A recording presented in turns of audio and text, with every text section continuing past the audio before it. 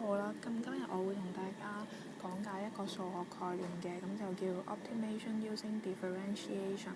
咁佢中文意思就係用微分法進行呢個最佳化。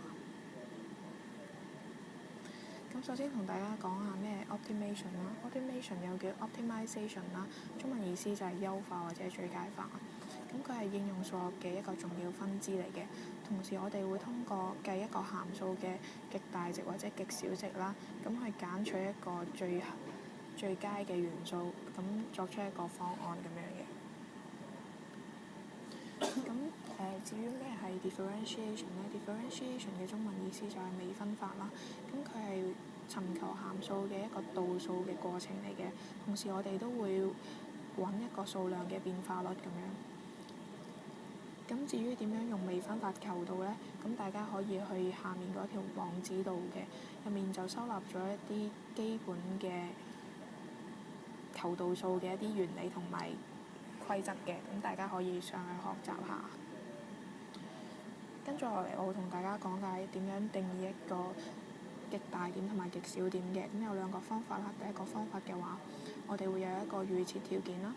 咁我哋就假設咗函數 f(x) 就有佢嘅一階導數 f π x 嘅。咁第一個規則就係如果 f π x not 等於0嘅話，咁 x not 咧就代表 x 等於某個數嘅取值啦，我哋就用 x not 嚟表示嘅。同時啦 ，x 係由 x not 嘅左邊變化到佢嘅右邊，咁而 f π x 嘅取值由一個正值變為一個負值嘅話，咁我哋就知道 f x not 咧就係一個極大值嚟嘅，咁 x not 就係一個極大點。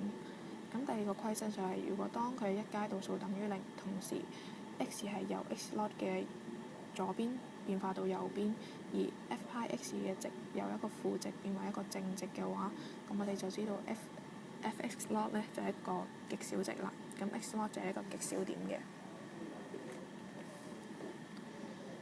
咁跟住落嚟，我哋會用圖解法去解釋下啦。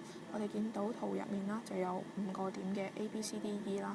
咁佢 A 同埋 D 咧就位於波峰位嘅，咁而 B、C、E 咧就位於波谷位啦。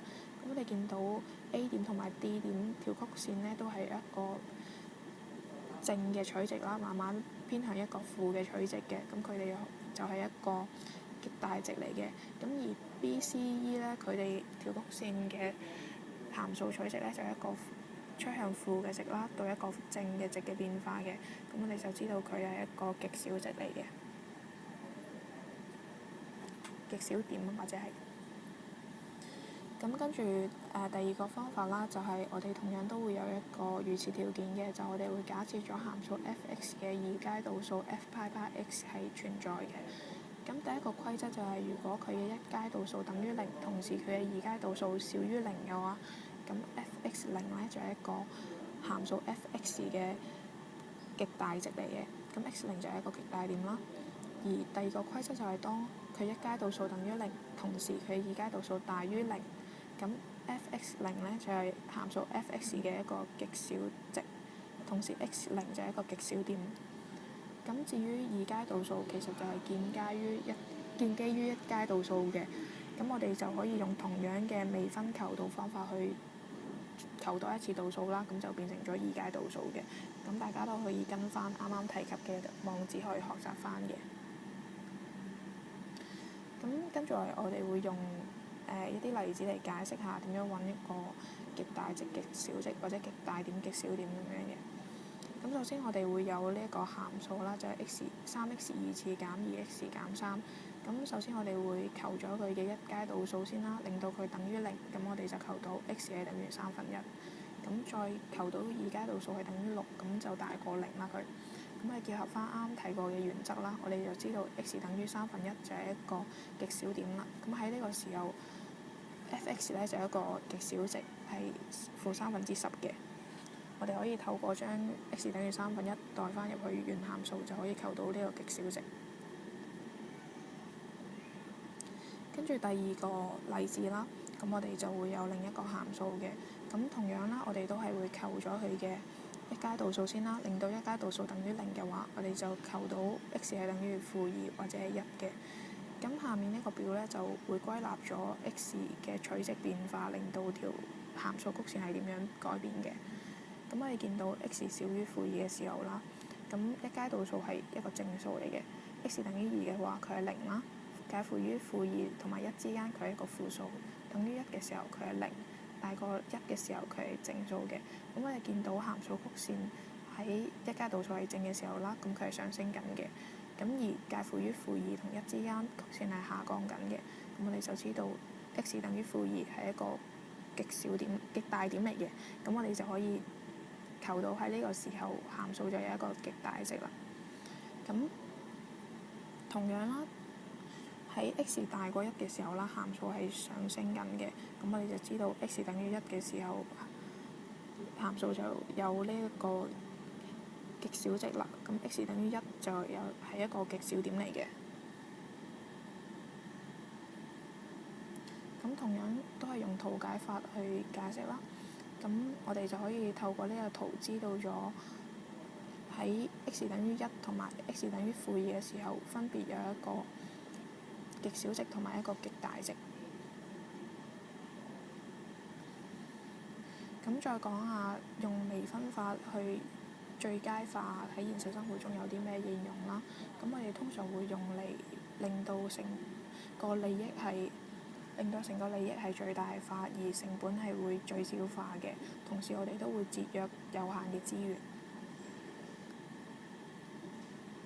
咁都係舉例説明啦。咁有一個農民咧就有2400 feet 嘅呢個農田啦，咁就諗住係圍繞住一邊係同呢個河交界啦，跟住就圍一個長方形嘅欄杆咁樣嘅。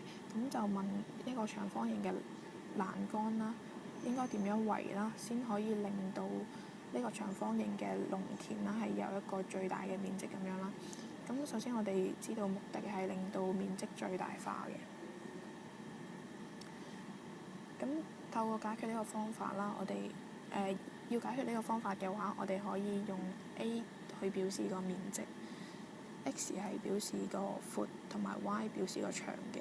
咁我哋首先會建立咗兩條方程啦，一條就係同面積有關嘅，另一條咧就係同周界有關。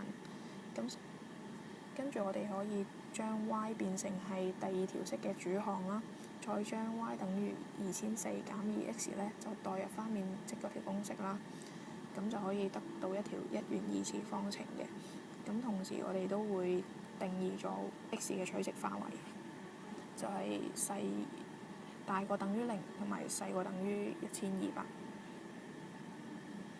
咁跟住同樣我哋都會求咗呢條面積方程式嘅一階度數啦，咁就令到佢等於0，我哋就知道 x 等於600，咁呢個就係一個臨界點嚟。再求佢二階度數就等於負4小於0，咁我哋就知道 x 等於600係一個極大點嚟。咁再將 x 等於600代入翻之前嘅公式，我哋就求到 y 係等於1200嘅。咁最後我哋就可以得出一個結論，呢一個長方形嘅農田嘅規格就係600 feet 嘅闊同埋1200 feet 嘅長。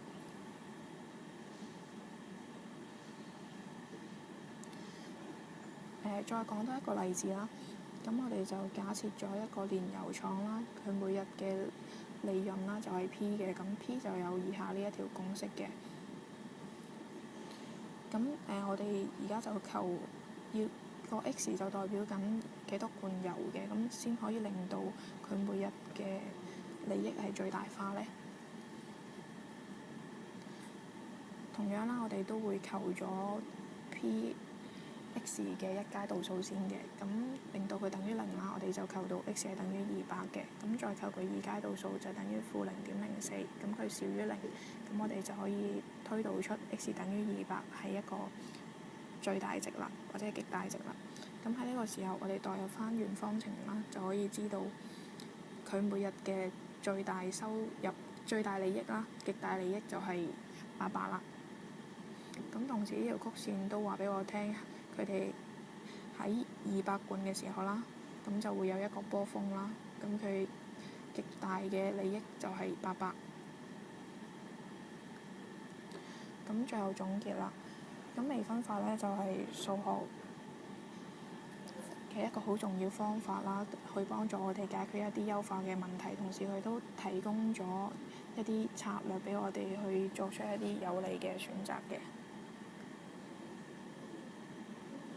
咁最後係一啲參考資料嚟嘅，咁同時都多謝大家收睇我講解。